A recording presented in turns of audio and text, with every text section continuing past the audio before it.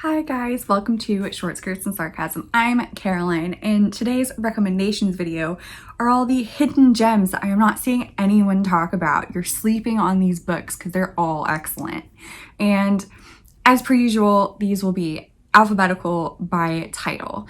And I will say that not a lot of these are new releases. Some of them are older, but I still haven't seen anyone talk about it. I haven't met anyone that's also read them, and I am friends with a lot of bookworms. So this is worrying. You need to read these books. So first I have Black Milk by Elif Shafak. This is on writing, motherhood, and the harem within. So I'm sure you already know that Elif Shafak is my favorite author, and she has written a lot of fiction books that do get a lot of love.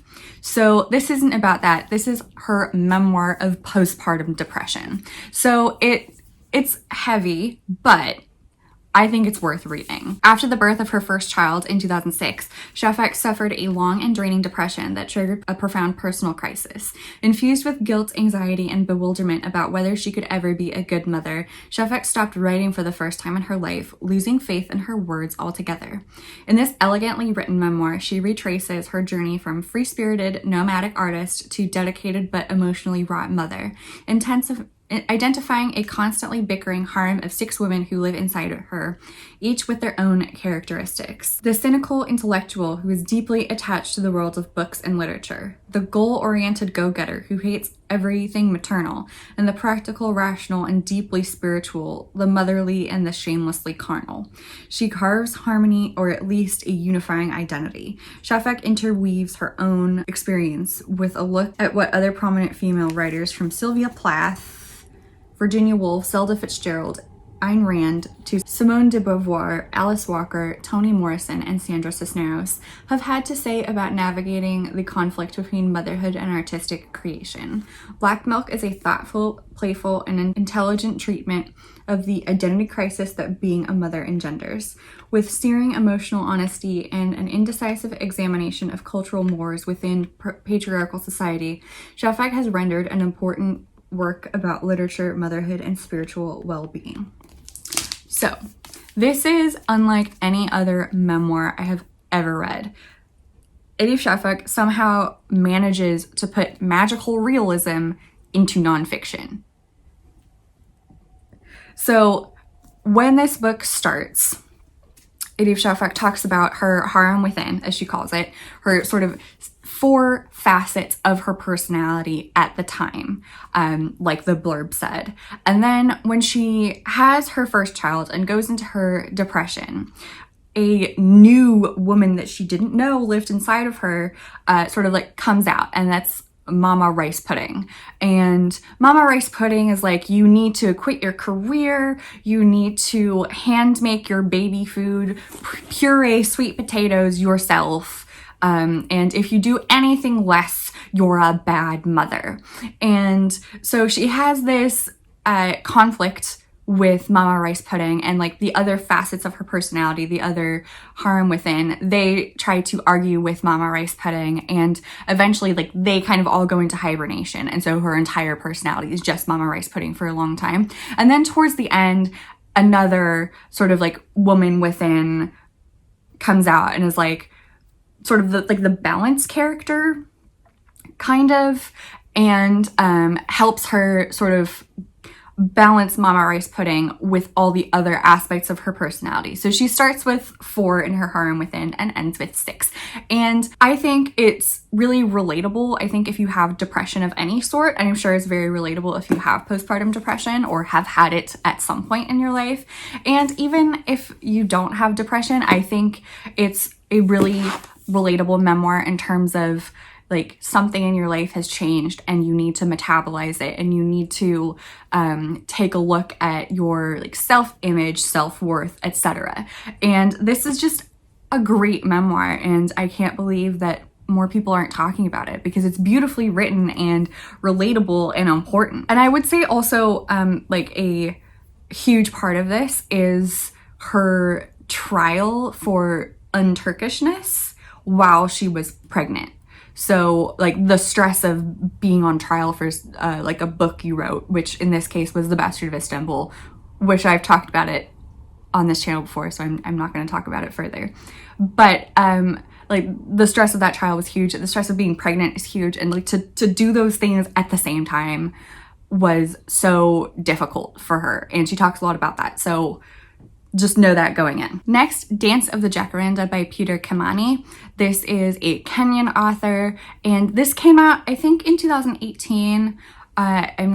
Maybe it's 2017, but I read it when it came out, and it was on a list of like African literature, like emerging African literature. So that's how I got interested in it. But apart from like that one listicle or article about it that I saw, I haven't seen anyone else talking about this, and it was excellently written. And there's a lot going on in this book, so I'm just going to read you the Goodreads summary because I don't want to accidentally leave anything out, because it has been a little while since I read it. Set in the shadow of Kenya's independence from Great Britain, Dance of the Jacaranda reimagines the special circumstances that brought Black, brown, and white men together to lay the railroad that heralded the birth of the nation. The novel traces the lives and loves of three men: preacher Richard Turnbull, the colonial administrator Ian MacDonald, and Indian technician Babu Salim, whose lives intersect when they are impacted by the controversial birth of a child. Years later, when Babu's grandson Rajan, who ekes out a living by singing Babu's epic tales of the railway's construction, accidentally kisses a mysterious stranger in a dark nightclub, the encounter provides the spark to illuminate the three men's shared murky past. With this riveting multiracial, multicultural cast and diverse literary allusions, Dance of the Jacaranda could be a story of globalization. Yet the novel is firmly anchored in the African oral storytelling tradition. Its language is a dreamy, exalted, and earthy mix that creates new thresholds of identity, providing a fresh metaphor for race in contemporary Africa. Like this said, this talks a lot about the sort of racial aspects to decolonialization in Kenya specifically. And the railroad as well was important because during colonialism, a lot of what the British colonial administration would do is that they would build railroads, but it wasn't necessarily for like the people who lived there. It was to transport stuff from like one important colony to the other important colony to be able to make more money for Great Britain. So the expansion of like a more useful railroad to actual people living in these ex-colonies is like a huge deal. So that like the railroad building is a huge part of it. And then also all the characters are excellently written and have, you know, great interactions with each other. And so I would really recommend this. More people need to read this book. It's great. So a bit of a gear change. This is a middle grade or maybe early young adult story. And this is Of Two Minds by Carol Mattes and Perry Nodelman. And the main character, Lenora, has the power to bring things she imagines into reality. For example, she can make chairs talk and complain about their occupiers. And she's a princess who is promised to a foreign prince who she doesn't know.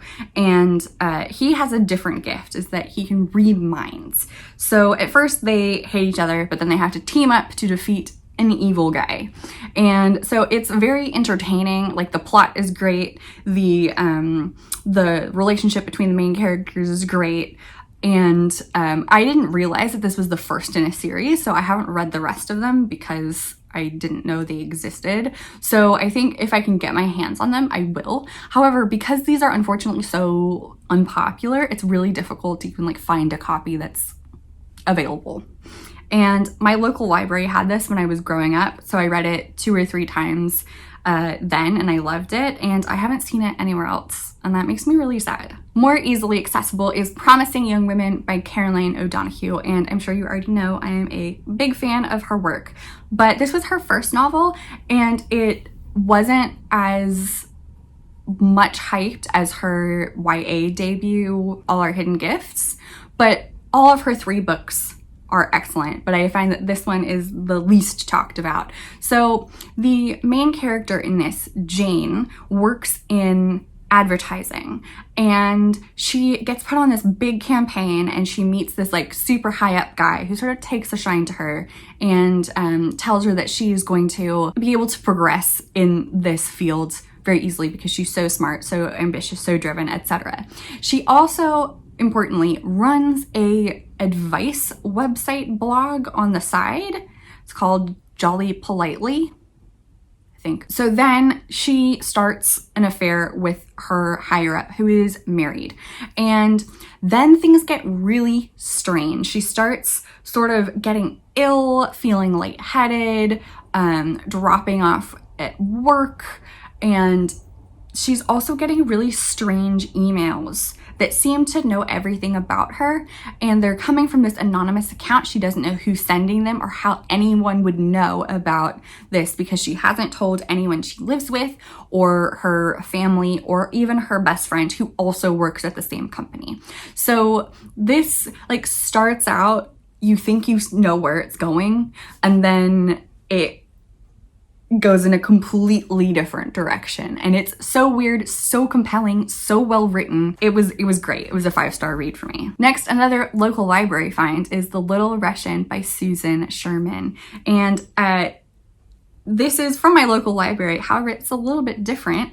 I am particularly proud of being the one who put it in my local library. I was part of a volunteer program for teens when I was in high school, and as part of that, we got to take a sort of field trip together to the local independent bookstore, and we each got to pick one book that the library would buy and then put in the library. And I picked this one because previously, on a previous expedition to this library, I found this book, I really wanted it, and my parents wouldn't buy it for me. So I was like, haha, I will get around this by making the library buy it so I can borrow it from the library. And also, we were allowed to be the first person who borrowed it from the library if we wanted. So that's what I did, and it was excellent, and I haven't seen it anywhere else, and I would really like to reread it because it was so great. And the blurb of this book says it's similar to Cold Mountain, which is one of my favorites, and I guess that's true. I would say it has a pretty different vibe, but I mean, it's a long distance relationship during wartime, so yes, I guess it is like Cold Mountain in that way. And when I first saw this book, I absolutely thought it was about a Russian person who was just very small, the Little Russian. However, the actual meaning of Little Russian is Ukrainian person, because Ukraine is Little Russia. I'm very smart. It took me so long to like get it. I was like, oh, Berta's not just short. So the novel tells the story of Berta Alshonsky, who revels in childhood memories of her time spent with a wealthy family in Moscow, a life filled with salons, balls, and all the trappings of the upper class. Very different from her current life as a grocer's daughter in the Jewish townlet of Mozny. So when a mysterious and cultured wheat merchant walks into the grocery, Berta's life is forever altered. She falls in love, unaware that he is a member of the Bund, the Jewish Workers' League, smuggling arms to the shtetls to defend them against the pogroms sweeping the Little Russian countryside. Married and established in the wheat center of Cherkassk,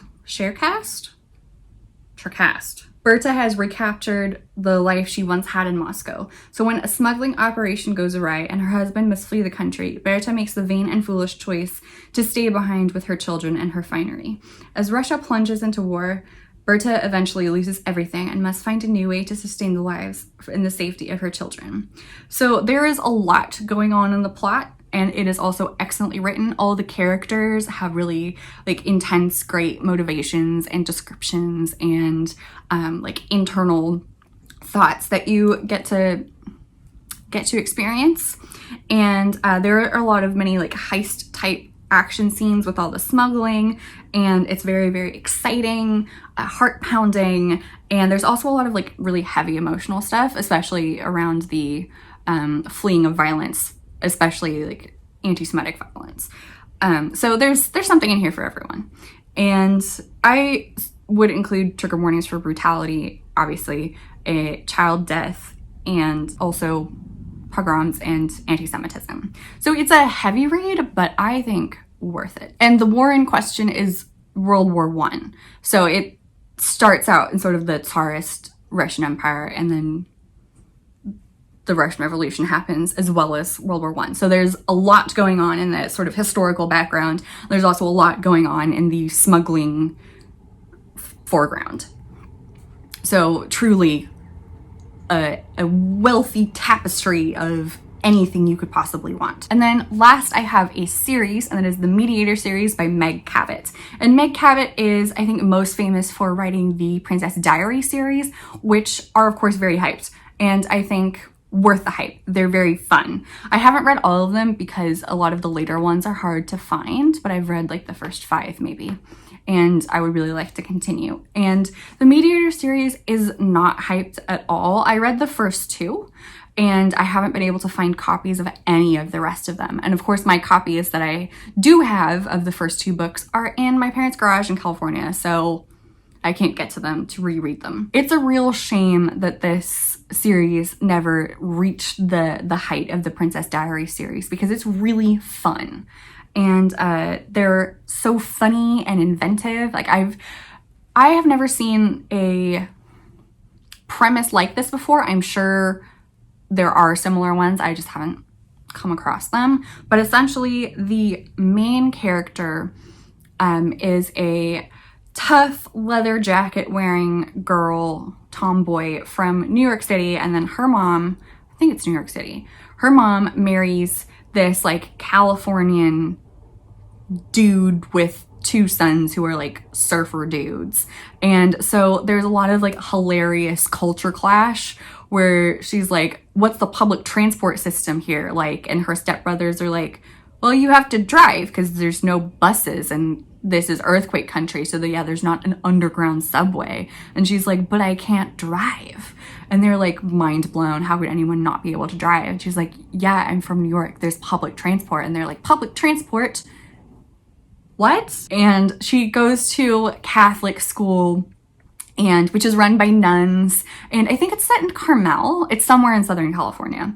And so there's just like a lot of really funny dialogue with her and the nuns and her stepbrothers, and her whole thing. Everyone thinks she's kind of weird, but that's because she helps ghosts finish their unfinished business on Earth and cross to the other side. She mediates their crossing to the afterlife because she's the mediator. See, it's funny. It's really, it's really great. So she had sort of like had her whole system of helping ghosts pass in her place in New York. And now she has to like essentially do the same thing, but in a very new environment. She doesn't know anyone. And so someone at her school, or a former student at the school, comes back as a ghost and is like, OMG, you can see me. And she's like, stop, we're in public, and tries to help him pass. And he was like, I think a basketball star, he's some sort of sports star. And then she meets this ghost who is like, I'm actually happy being a ghost. This is my afterlife. I don't need to pass. And she's like, that's not how it works, dude. And then they sort of have an antagonistic but funny friendship. And it's just great. And I would really like to read the rest of these, but they are so hard to find. So if you find any copies of these books that I said were hard to find, especially these Mediator series, please, please, please tell me, because I need more in my life. Anyway, we have reached the end of my hidden gems. So after you like this video and subscribe to my channel, go read them. And I will see you next time. Bye, guys.